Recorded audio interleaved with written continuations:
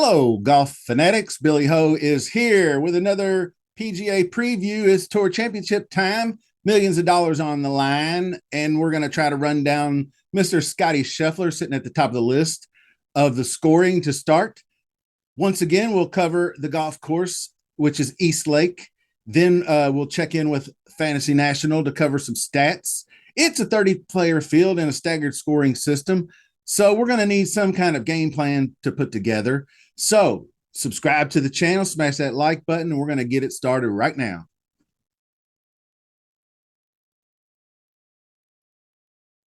East Lake Golf Club, Tom Bendelow, Donald Ross design way back with Andrew Green, restoration in 2023. It's a classical. It was just renovated actually last year. 10 months. They did put a lot of work in. We'll cover that in a second. But it is classical. It's a par 71 now. The length is 7,490 yards. 8 plus 2, 10 holes with water in play, I guess. Number of sand bunkers, 78. They've added 4. So fairways are now Zorro Zoysia grass, Bermuda grass rough, 2.5 inches. That Bermuda grass is deadly.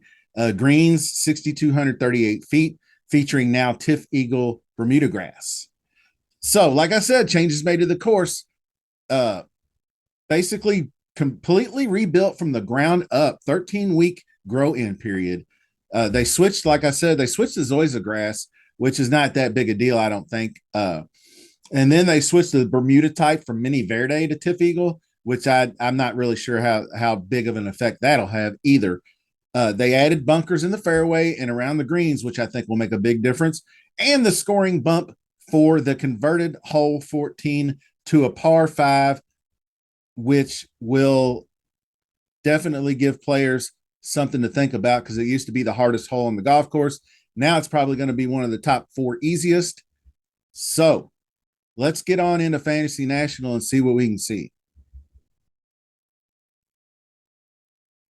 Okay, now looking at the scorecard here, and this is not going to be completely accurate. As I told you before, number 14 has been converted to a par 5. So this is going to be an equally opportunistic birdie hole, probably eagle hole as well, home and 2 type of thing. I think they added it. It's probably going to be like 550 to 580 or something like that. They added, uh, definitely added yardage to the 520. I did not get the exact number on that one, but you can see that adds that third par 5, which is definitely going to be a scoring bump.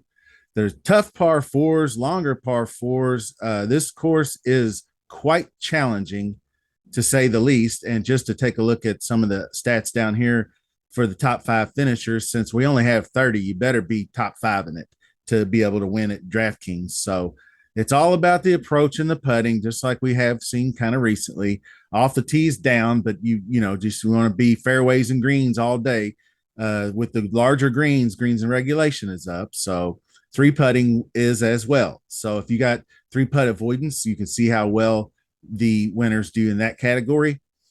Then obviously par 5s are right now pretty high up, but you add an additional top 5 and you're talking about even bigger.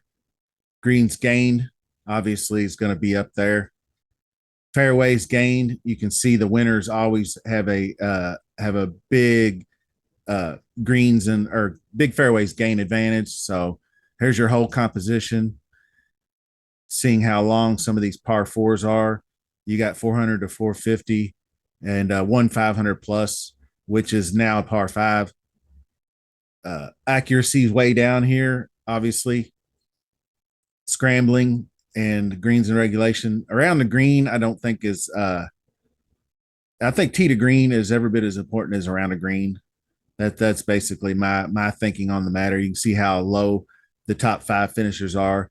If the top 5 finishers are gaining strokes around the green, they're not doing their jobs. Basically, is what it amounts to. So over here, and after a poor showing last week and East Lake really not the biggest of venues for Scotty.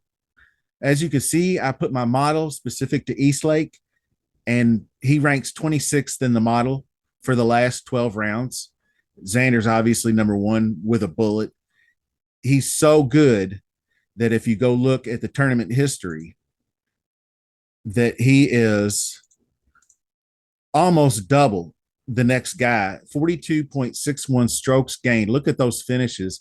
Now, I know this is with the aggregate scoring or whatever you call it in the last few years, but he still won this tournament as a rookie way back in the day. He's had several runners up. He's won it 3 times, the actual tournament. I mean, he didn't finish number one in the FedEx Cup, but he won the golf tournament. So if you go over here to past successes, here's his wins. He won technically won last year, I guess.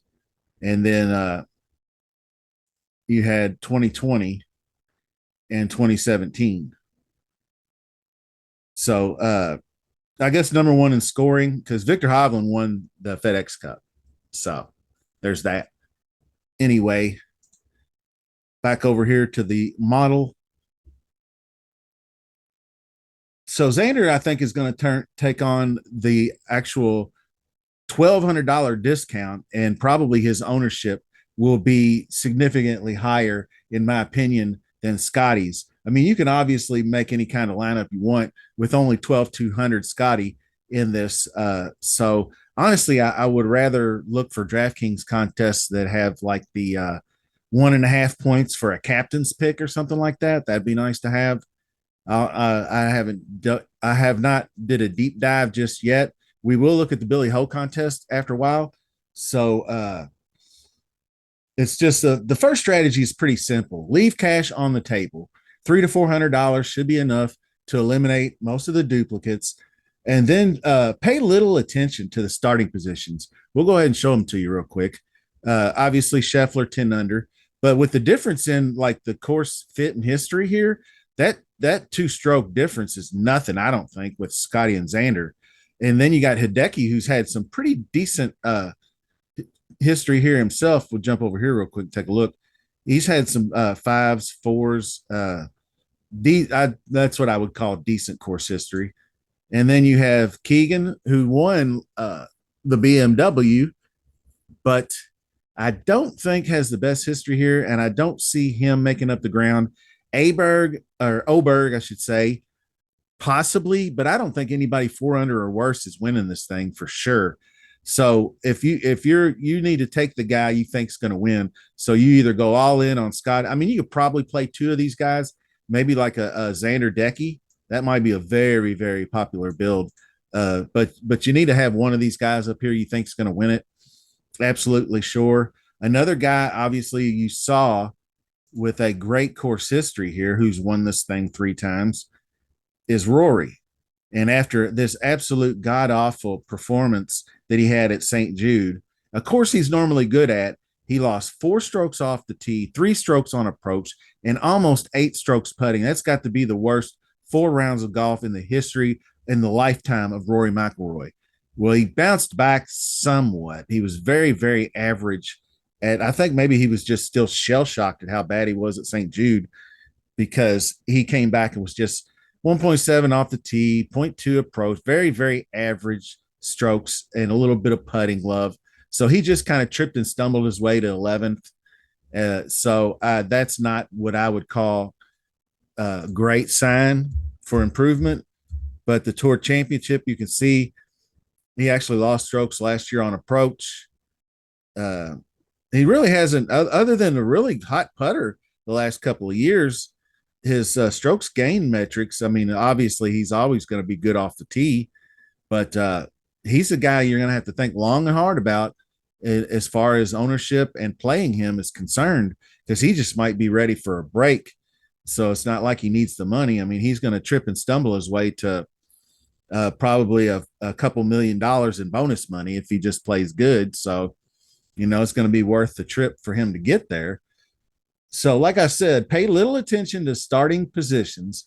DraftKings is all about birdies and eagles, streaks, and other bonuses. And it's barely a birdie difference. If you look at, like, say, the guys that finish in the we'll go over here and look at DraftKings details in the scoring real quick just to show you. Like, the difference between 8th and 15th is a birdie. So, these points down here are just really insignificant. between 15th and 30th is a birdie. So if you're not finding guys that are finishing, I mean, these are just 2 points. So the winner is the only significant advantage that you have. And if you think the two strokes is there for the taking on some of these guys like Scotty and Xander, then that's where your loyalties should lie. Uh, but you definitely want to have somebody like a Scotty X or Decky in your lineup. Uh, then load up on course history. Like I said, 30 players in here after looking really pitiful and defeated at St. Jude. Rory was very average, but his tournament history is really good.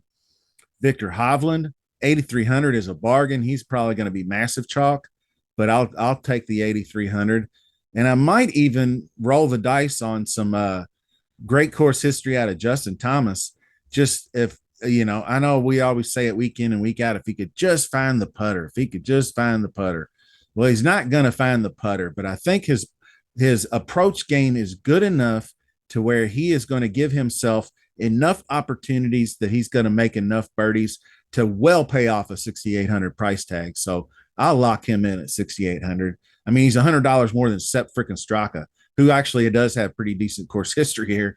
Wyndham Clark finished third last year. He's an interesting guy. Great putter. Tom Hoagie is a guy that I'm definitely going back to because he played pretty well last week, and at $6,100 allows you to do a lot. So you got guys down here like Patrick Cantlay, who looked all right, 9,400, probably won't play him too much. Really good course history since they've been cut down to 30. But you could pretty much mix and match down here toward the end. It's surprising that Billy Horschel doesn't have better course history here. And it might just be because the last couple of times he's been up against the best of the best when this was the FedEx Cup Championship. So Thagala looks like a no play to me. But just a few more players, and then we'll get out of here. I wanted to go down here to see. There's the salary, and this is my model rank. I haven't done anything with the mixed condition model just yet, but it's still pretty basic in itself, so it's worth the actual number. Looking at the number itself, but you can see guys way down here that are pretty high up. I mean, like a Chris Kirk.